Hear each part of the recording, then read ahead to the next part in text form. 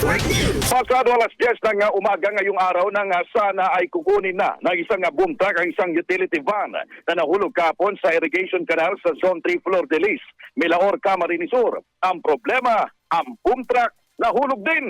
Makikita sa video na kuha ng isang residente sa lugar na unti-unti nang naiaangat ang naturang van. Ngunit dahil sa bigat nito, hindi kinaya ng boom truck kung kaya ito ay nahulog din kasama ang driver nito. Ang driver ay sinasabing nagtamo ng galo sa kanyang katawan matapos ang insidente. Pansin naman ng iba na tila maliit ang naturang boom truck upang alisin ang van sa lugar.